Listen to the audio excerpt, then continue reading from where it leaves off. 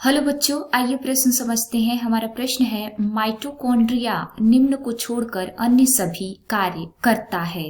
हमारा पहला विकल्प है नाभिकीय अम्ल संश्लेषण, दूसरा फैटी एसिड का बीटा ऑक्सीकरण, तीसरा एटीपी का संश्लेषण तथा चौथा विकल्प है पॉलीसेकेराइड संश्लेषण।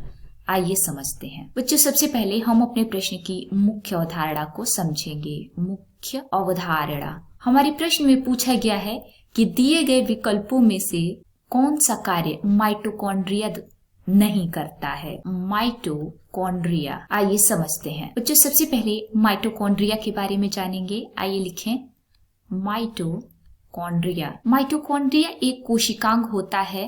माइटोकॉन्ड्रिया एक कोशिकांग होता है। इसे हम कोशिका का ऊर्जा गृह भी कहते हैं। कोशिका का ऊर्जा गृह किसे कहते हैं बच्चों? माइटोकॉन्ड्रिया को कहते हैं। माइटोकॉन्ड्रिया दोहरे आवरण का होता है तथा इसमें खुद का डीएनए, आरएनए तथा राइबोसोम पाया जाता है। आइए लिखें, दोहरे आवरण का होता है माइटोकॉन्ड्रिया और इसमें खुद का डीएनए, आरएनए तथा राइबोसोम पाए जाते हैं। अगर हम कार्यों की बात करें, आइए जानते हैं कि क्या कार्य है माइटोकॉन्ड्रिया की। माइटोकॉन्ड्रिया के कार्य, तो माइटोकॉन्ड्रिया में वायवीय श्वसन का कार्य होता है।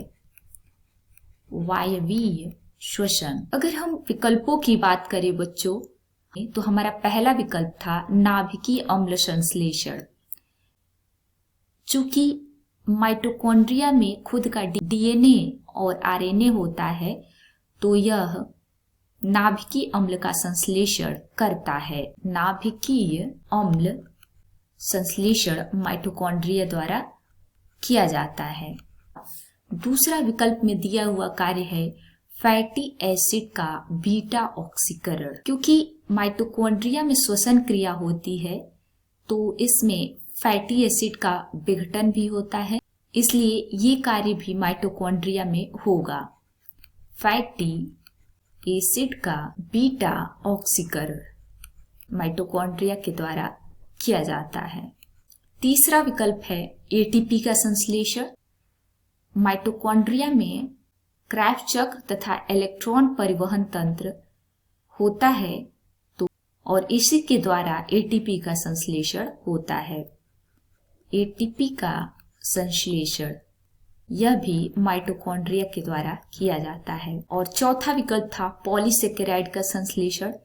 ये कार्य माइटोकॉन्ड्रिया में नहीं होता, इसलिए हमारा यही विकल्प सही हो जाएगा कि माइटोकॉन्ड्रिया पॉलीसेकेराइड संश्लेषण का कार्य नहीं करती है। उम्मीद है आपको प्रश्न समझ में आ गया होगा। धन्यवाद।